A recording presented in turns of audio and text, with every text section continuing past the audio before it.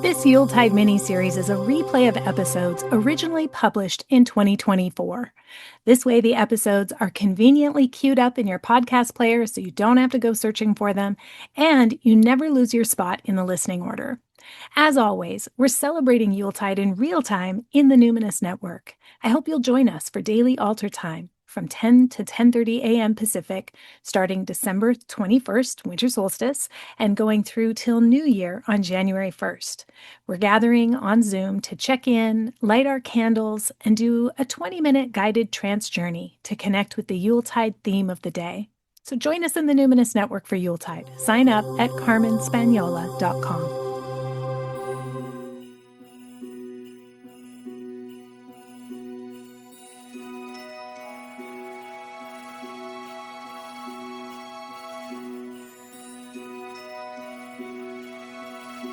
Welcome back to The Spirit of Yuletide, a Numinous podcast mini-series where we explore European folk magic traditions of the winter season. If you've enjoyed this mini-series, I'd love to hear about it. You can leave a review in your podcast player. That is super helpful, the most helpful, because it directs the algorithm to point people with similar interests towards this show. And if you enjoyed the folklore and ritual of this mini-series, then hopefully by now you've checked out my first book, The Spirited Kitchen, which is more of the same but for every season, and it includes recipes.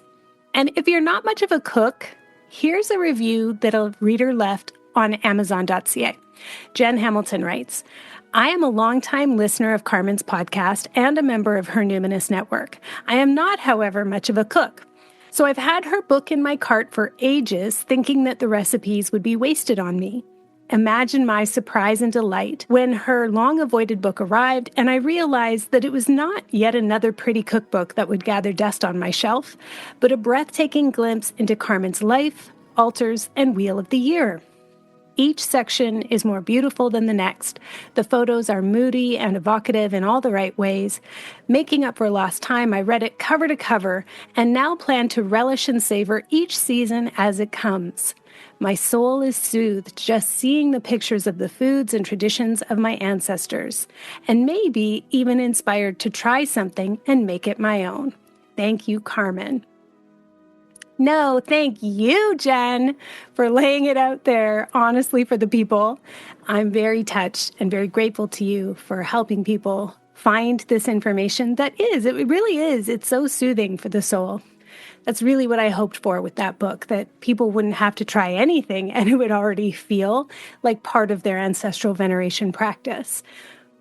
And my second book, Spells for the Apocalypse, is similar again in that it's a book of rituals, but it's also remedies, more soul-soothing practices to support our resilience and build our stamina for difficult times. As always, you'll find those linked in the show notes.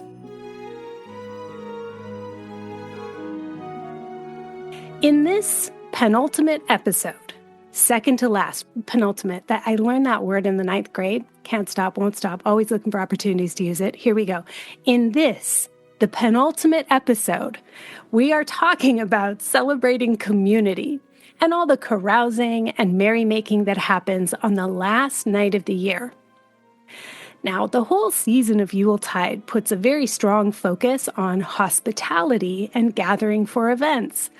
But since the Julian calendar was introduced by Julius Caesar in 46 BCE, which is when he designated the new year as the first day of the first month, this has been an important day. Now, that month was called Janus, after the Roman god of new beginnings. Janus had two faces, one so he could look to the past, and the other so he could look to the future. Then, during the medieval era, there was like a bit of a messy period there when the Christian church was trying to make other days the first day of the year.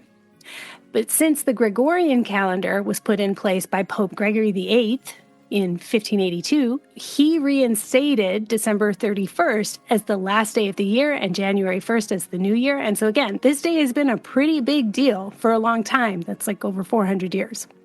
So on this 11th day of Yuletide, we gather in community to toast and praise and appreciate our connection and the time we got to be together on this earth plane this year. Now, these days, dressing up for New Year's Eve is widely associated with formal attire. But originally, dressing up was about disguise or guising. Guising is the act of donning a costume to assume the form, energies, and magic of another being, whether it's animal, plant, supernatural. Guising is about liminality and transformation. So we see costume traditions spring up around important seasonal transitions like Halloween, winter solstice, and again now, the turning of the year on New Year's Eve. Much like Victorian Christmas carolers going door to door, guising is a long tradition involving masks, costumes, song and dance, and mainly socializing outside. Guising is also called mumming or mummering, and one of the most famous mumming traditions at New Year's is Bulgaria's masked dancers. Although 19th century scholars believed this tradition to be a remnant of an ancient Thracian cult of Dionysus, modern scholars believe it's actually more like the mid-1800s when it originates. It's especially after the liberation of Bulgaria from Ottoman rule in 1888 that this mumming tradition became part of developing the character and prestige of the new nation-state of Bulgaria. In other words, when territory is at stake, people tend to double down on the mythology of cultural artifacts as being ancient in the land. But once again, the Industrial Revolution and the redrawing of borders gives rise to invented traditions that may have some trace of pagan sentiment, but that have become venerated as part of the national identity as a way to protect power and resources more than to protect the land itself. But of course, if we know that, then we can include that in the history and the folklore. We don't need to throw away these customs just because they're only recently customary. If anything, we should seek the grain of truth and nurture it.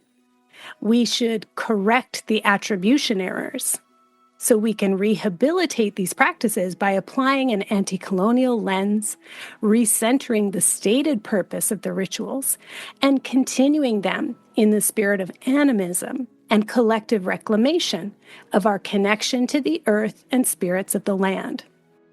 So, in the Bulgarian rituals, elaborately costumed dancers dressed in menacing hand-carved masks depicting animal faces and in fursuits and belts tied with giant brass bells parade through the town. Romania, the Balkans, and Greece have similar traditions. If you're on Instagram or TikTok, or just go on Google, I highly recommend you search the hashtag Kukeri, Kukeri, and watch clips of the dances. The costumes are just spectacularly jaw-dropping. So the mummers parade through the city streets, chanting and stomping to drive away evil spirits and invite good fortune, health, and abundant harvests for the year ahead. At night, they wield torches, sing songs, and dance to ensure the evil spirits stay away.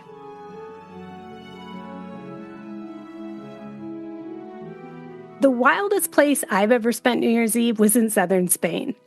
The tradition there is that you eat 12 grapes, one for each time the clock strikes 12, representing each month of the coming year, to ensure prosperity and abundance.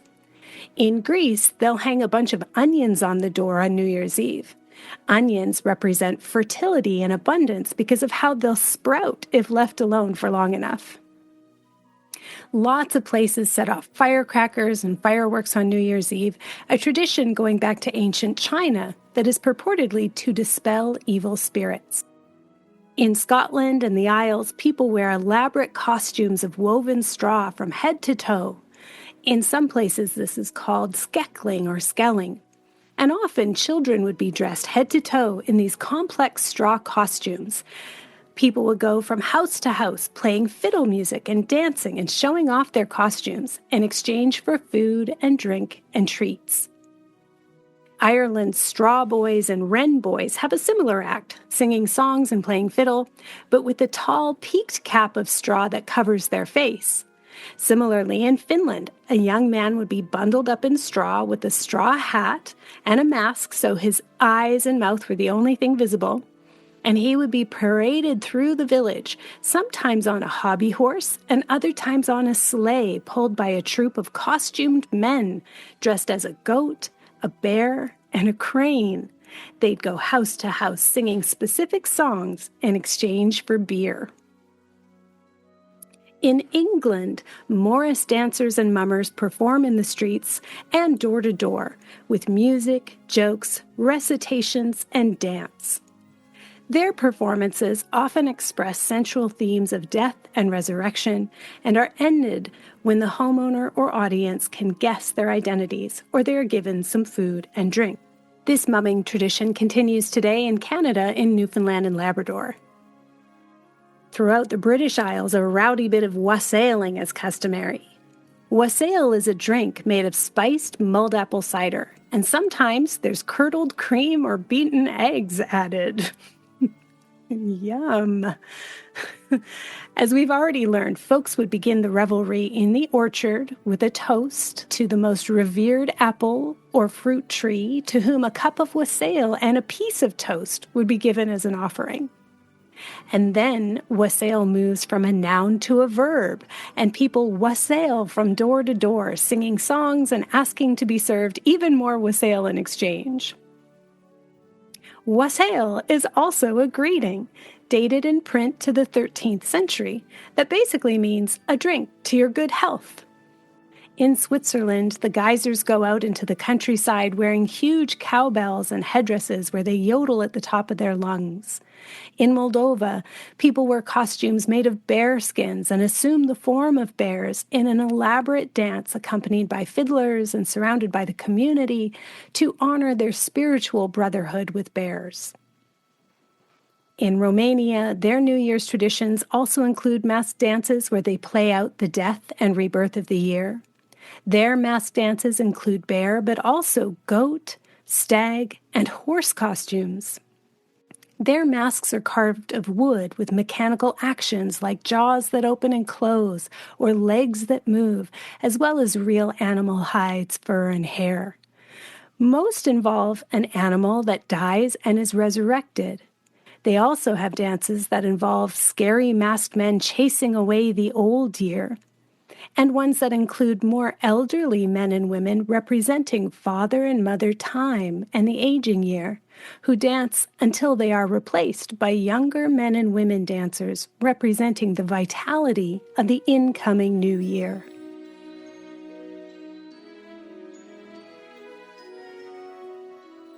Now back to Scotland, New Year's Eve is known there as Hogmanay.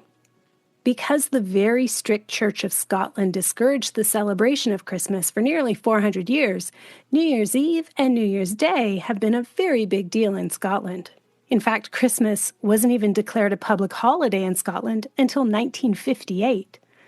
Still to this day, local variations on Hogmanay traditions are hugely popular, from simple gift exchanges with friends to massive public performances of fireworks, fireball spinning, and the burning of a Viking longship. Fire as a means to cleanse, purify, and banish evil spirits is a very old and common idea in the Norse tradition, which carried over to the British Isles. And Hogmanay has become one of Scotland's main annual fire festivals. In a sense, time and space are cleansed with fire before the new year is ushered in.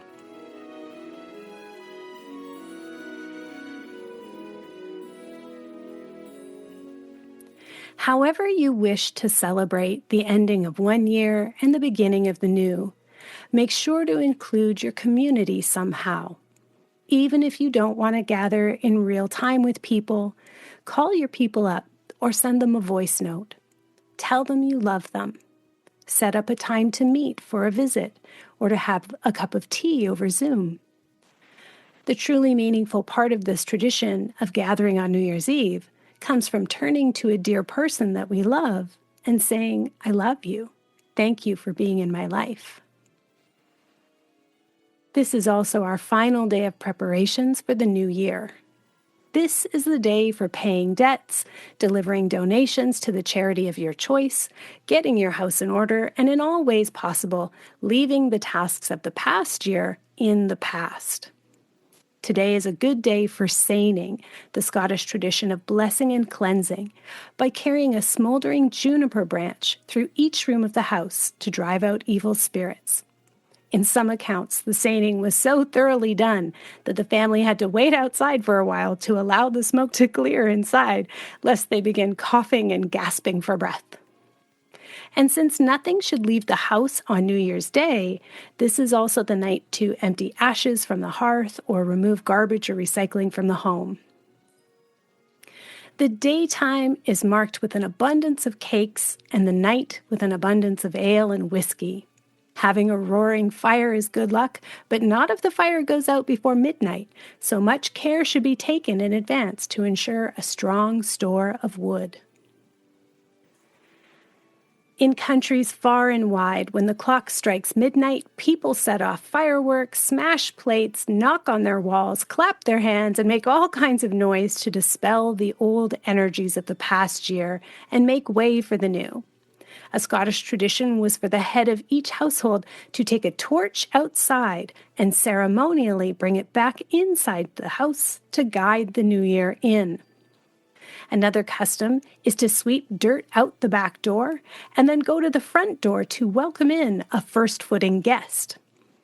In the Highlands, your luck in the coming year could be divined by the hair color of the first person to cross your threshold. A blonde man was considered very bad luck, perhaps a nod to the ancestral memory of invading Vikings. Ideally, to ensure good luck, the first person through your door should be a dark-haired male bearing gifts of coal, salt, shortbread, and whiskey. Of course, if you are Scottish, there must be some dreariness to offset the cheer. In some places, there would be a hilltop ceremony of the older ladies keening for the old year. In some towns, even, a whiskey bottle and some cheese would be buried as an offering in a freshly dug grave while the women wept for the year that was. And of course, the singing of Auld Lang Syne hits just the right note of melancholy to satisfy most any Celtic heart. And while Robbie Burns is credited with updating and rewriting the lyrics to Auld Lang Syne, which, as we've said already, roughly translates to Days Gone By, it was only as recently as 1929 that Auld Lang Syne was cemented as the customary tune of midnight on New Year's Eve, when Mr. New Year's Eve himself, Guy Lombardo, and his Royal Canadians played the song on a national radio broadcast in 1929. Guy Lombardo was an Italian-Canadian who first heard this song as a teenager when he and his brothers were in a band that toured rural areas around his hometown of London, Ontario. This area had been settled by Scots, and he and his brothers and the rest of the band played the song on radio and TV broadcasts live from the Waldorf Astoria in New York City on New Year's Eve for 48 consecutive years from 1929 to 1976. Variety magazine called Guy Lombardo the only Canadian ever to create an American tradition.